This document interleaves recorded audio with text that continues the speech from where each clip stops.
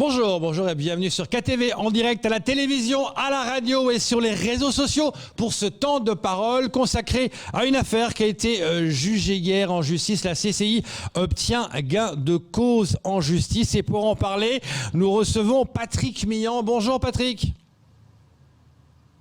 Ouais, salut à tout le monde. Comment ça va ce matin ? Bah, ça va plutôt bien. Écoutez, toujours bloqué du côté de Madagascar. Vous le savez, les avions se confirment puis s'annulent. Je devais arriver le 17, ça a été annulé. Je devais arriver le 24, ça a été annulé. Et ce matin, je viens d'apprendre que l'avion du 24 est encore reporté au 29. Donc, on croise les doigts pour que le 29, il puisse y avoir un avion pour nous amener à Mayotte. Et je suis pas le seul dans ce cas. Il y a beaucoup de gens qui sont basés à Madagascar et qui veulent absolument rentrer à Mayotte et qui ne peuvent toujours pas. Ouais, courage à vous. Alors, Patrick Millan, qu'est-ce que la justice reproche à Kwesi ? Alors, il faudrait peut-être commencer par le commencement, c'est-à-dire qu'est-ce qui s'est passé. Je ne vais pas éluder votre question, bien évidemment, mais d'abord, qu'est-ce qui s'est passé ? On est il y a 3 ans et demi. Sur le ponton de plaisance de Mamoudzou, il y a la personne qui est responsable du ponton, quelqu'un que l'on connaît tous très bien du reste, qui s'appelle Fred, qui s'accroche verbalement, assez violemment avec Patrick Varela, là aussi que l'on connaît bien sur Mayotte, puisque c'est propriétaire d'un certain nombre de voiliers, de catamarans. Donc un opérateur nautique. Il s'accroche verbalement et Patrick Varela reproche à Fred que ce dernier encaisse l'argent du stationnement des bateaux au port de Plaisance et le mettrait dans sa poche. Il mettrait cet argent dans sa poche. Ça, les médias ne sont pas concernés. Ça se passe entre eux sur le ponton. Or, l'affaire est suffisamment importante, puisque là on parle quand même de détournement d'argent, pour que la presse écrite s'empare du sujet. Je crois qu'à l'époque, c'est les Nouvelles de Mayotte et France Mayotte Matin qui évoquent le sujet. Après ces articles qui évoquent la problématique entre Patrick Varela, c'est-à-dire un certain nombre d'opérateurs nautiques et le représentant de la CCI, le patron du port de Plaisance, je reçois un coup de fil donc de Frédéric, Fred, qui me dit je voudrais m'expliquer sur ce sujet. Eh bien, il n'y a pas de problème, on est sur Kwesi, les gens ont le droit de venir s'expliquer. Donc Fred vient sur le plateau et s'explique en disant que ce qui est raconté par Patrick Varela est faux, complètement faux, etc., etc.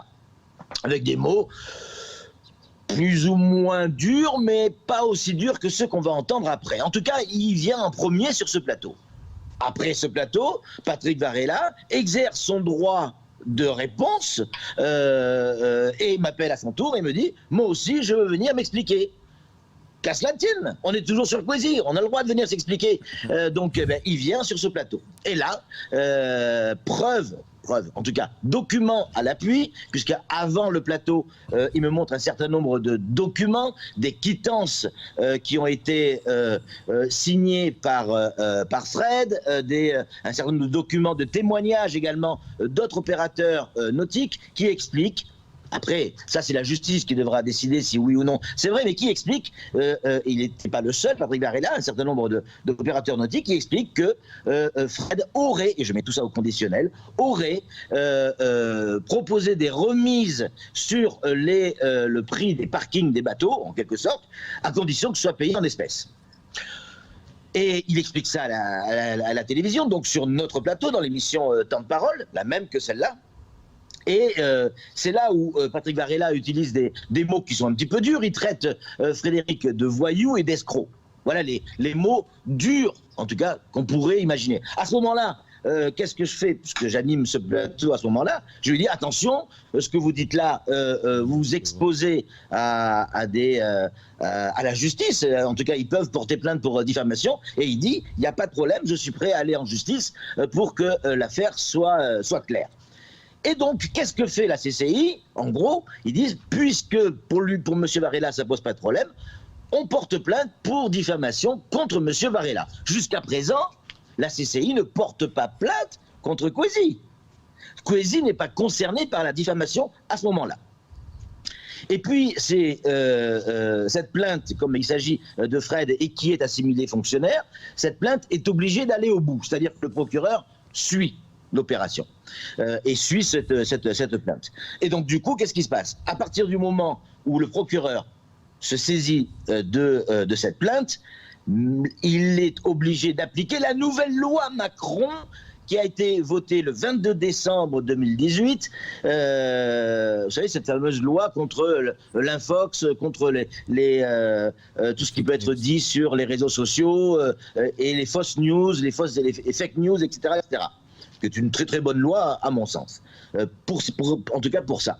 Donc il a l'obligation de se saisir, le procureur, et c'est ce que demande la loi, de se positionner en portant plainte lui-même, alors que la CCI ne l'avait pas fait, contre Kwesi en tant que diffuseur.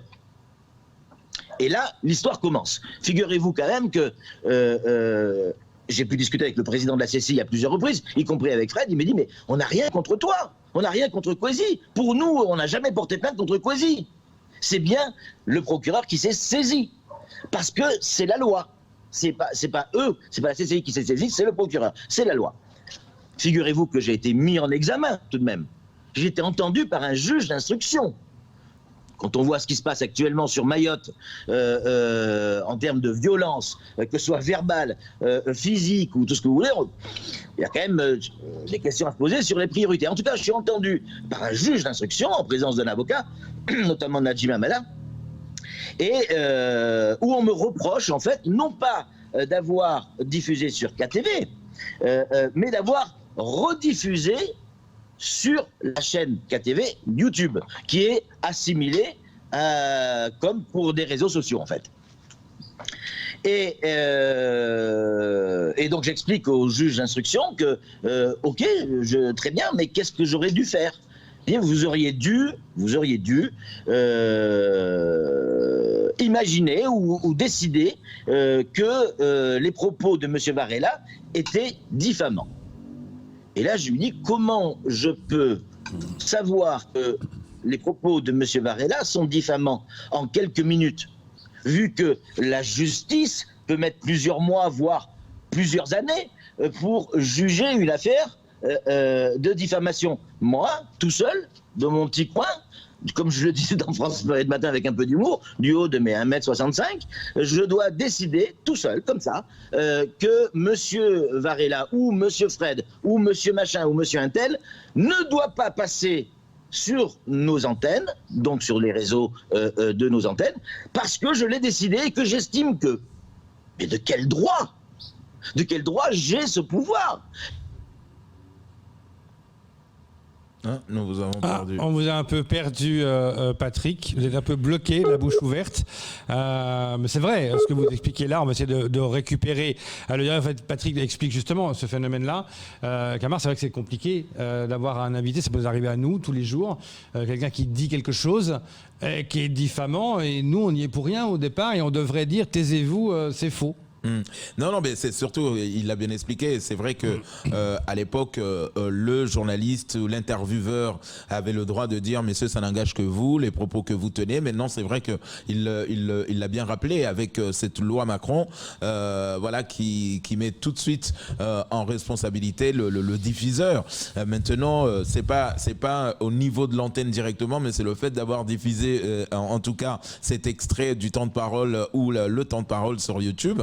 Donc, et quand on voit que la CCI nous en veulent pas, on est resté en bon terme avec la CCI. Maintenant, deux personnes. D'ailleurs, quand la CCI dit que, voilà, Patrick, nous, on n'a rien contre vous, mais ce qu'il a dit, Monsieur Varela, nous allons aller au tribunal, donc on va porter plainte. Et lui, Monsieur Varela, qui a dit, ok, ben moi je veux bien qu'on aille en justice, au moins que la justice fasse son travail et que les choses soient éclaircies. Maintenant, c'est parce que nous avons diffusé, donc Patrick Mion qui a été entendu, mais c'est vrai que c'est très compliqué. Vous l'avez dit, aujourd'hui, si nous faisons un temps de parole avec quelqu'un qui vient porter qui vient amener des propos, mais et il l'a dit. À quel moment à quel moment nous on va juger que c'est diffamant? C'est ça le problème. On essaie de rétablir la connexion avec Patrick qui était par Skype depuis Mada, mais là encore des trucs à lui poser comme question. Mais le souci qu'il a, lui, parce il a fait recours. Hein. Bien sûr. Il est condamné à 1 euro symbolique, mais il a fait recours. On va essayer de savoir, on va lui poser la question s'il arrive à l'avoir de nouveau. Pourquoi? Mais j'ai ma petite idée. C'est la liberté de la presse qui est en jeu, là, Camar. Parce que on a beau dire à la personne, c'est vos arguments, c'est vous qui dites les choses, ça vous regarde, ça rediffuse sur la page YouTube de KTV, parce que on est une chaîne libre. Chaque temps de parole est rediffusé, tous les temps de parole. On va pas commencer à dire, c'est comme si Patrick maintenant disait non, celui-là on diffuse, celui-là on diffuse pas. Ça s'appelle quoi? Vous avez dit la censure. La censure, c'est quoi? C'est Poutine. Enfin, je veux dire, à un moment donné, il faut être clair. La force de Kwesi, c'est que chacun est libre de venir dire ce qu'il veut. On a vécu l'histoire, Camar, souvenez-vous, avec un certain Camille. Oui. On était entendus les deux par la justice parce que quelqu'un avait dit ça sur le plateau. Les gens ont le droit de s'exprimer. Après, notre rôle à nous, c'est de relater les faits. Et alors, c'est pas de faire tout ça. On a récupéré Patrick Millon, heureusement. Il est de retour, Patrick. Vous étiez resté la bouche ouverte un peu quand même. Vous avez beaucoup de choses à dire. Donc on a ce qu'on disait avec Camar Bourra avant que vous réapparaissiez, c'est comment on doit maintenant se comporter en plateau. Parce que vous avez été condamné pour ça. Ça veut dire qu'un matin, pour un temps de parole, quelqu'un est là. Qu'est-ce qu'on doit faire? On doit être juge et lui dire stop, arrêtez de parler? Je vais répondre encore une fois à votre question, mais je voudrais terminer avec ce que j'ai dit, ce avec quoi j'ai commencé tout à l'heure. Oui. Donc mis en examen, je suis mis en examen, et en attendant que le procès ait lieu. Et le procès a eu lieu à plusieurs reprises. À plusieurs reprises, je suis allé sur place au tribunal. À chaque fois, il y avait des renvois. Vous savez, chaque fois qu'il y a un procès ou qu'on va sur place, c'est la matinée qui est mangée, au minimum. Donc, à chaque fois, des renvois. Et là, je n'ai pas pu y aller la dernière fois parce que je suis toujours bloqué à Majinga. Mais ça, peu importe. Il se trouve que, et ça c'est très important, pour qu'il y ait diffamation, il faut qu'il y ait quelque chose qui ne soit pas vrai. Je peux vous traiter, vous, Léo, par exemple, de voleur. Si vous avez volé et que c'est reconnu par la justice, il n'y a plus de diffamation, même si le mot est dur. D'accord? En revanche, il y a diffamation si je vous dis vous êtes un voleur et que vous n'avez pas volé. Là, il y a diffamation. Or, figurez-vous que ce Fred en question a été jugé au mois de mars cette année par les mêmes juges qui nous ont jugés hier. Il a été condamné pour abus de confiance.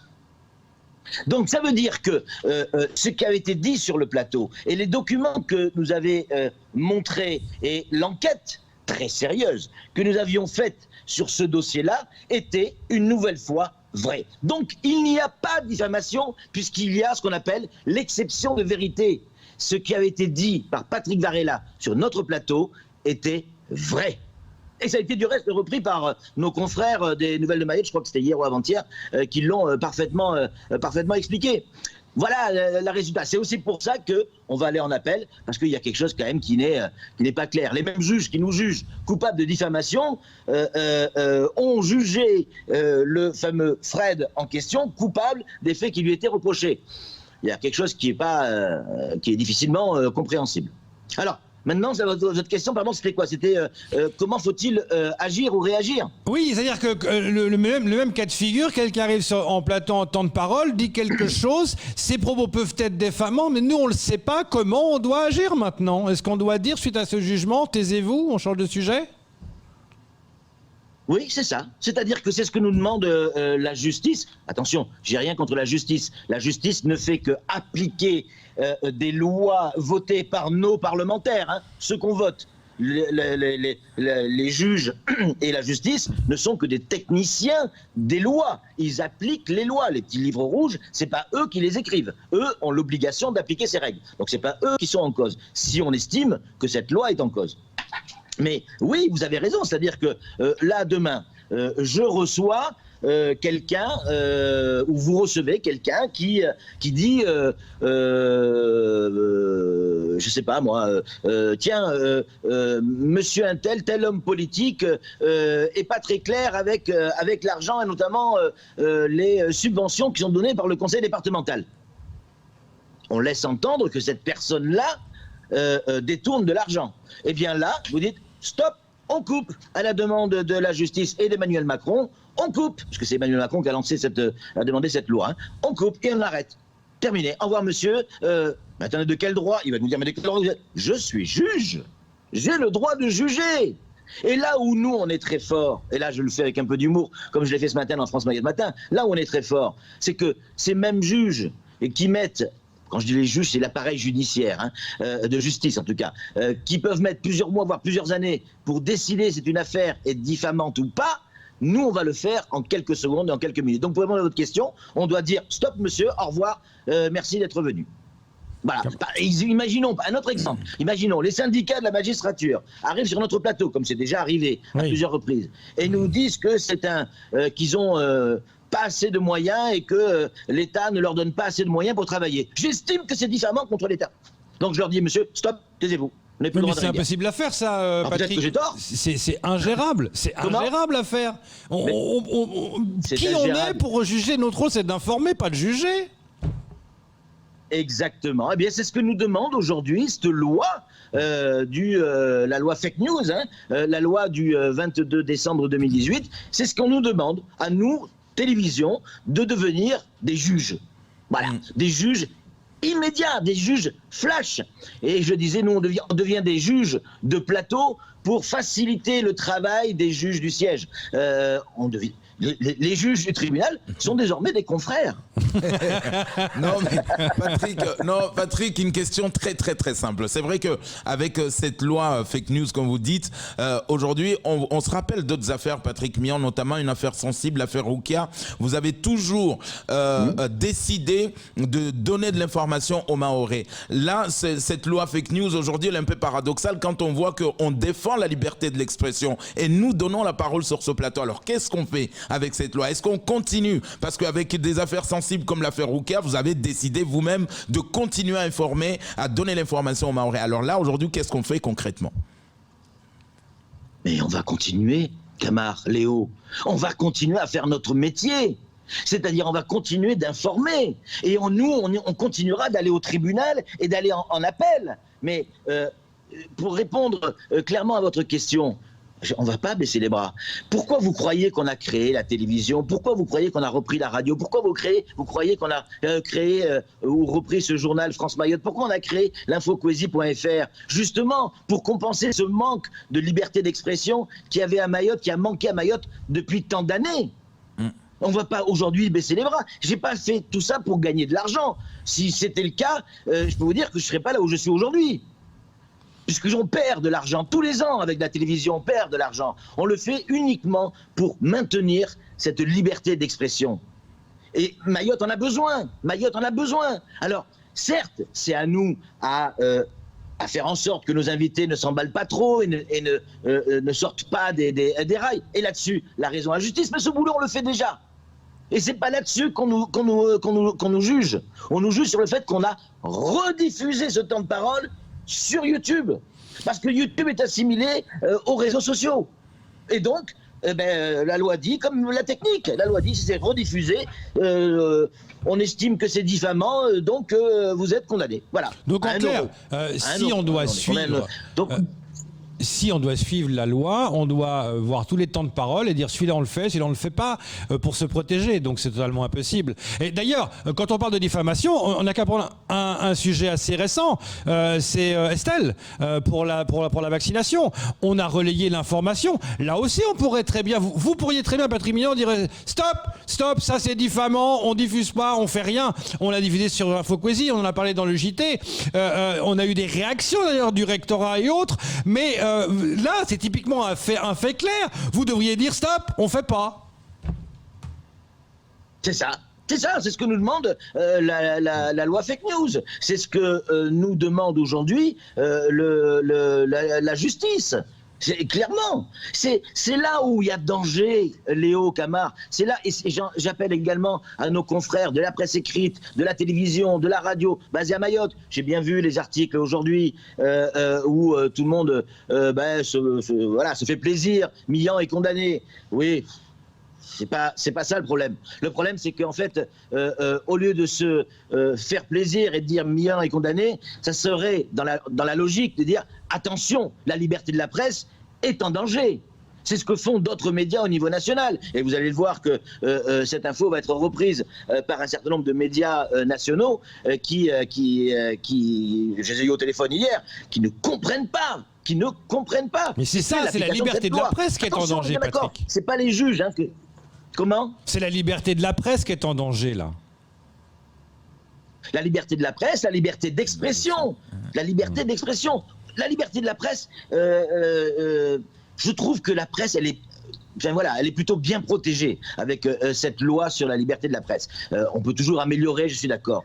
Mais là, c'est plus pour moi la liberté d'expression des gens. Ça veut dire que demain, vous n'avez pas le droit de venir en plateau avec la volonté d'expliquer un certain nombre de choses qui vous semblent totalement incroyables ou totalement dégueulasses. C'est fini, vous n'aurez plus le droit. Bon, nous, on continuera à le faire, c'est clair. Mais la loi dit non. La loi dit non.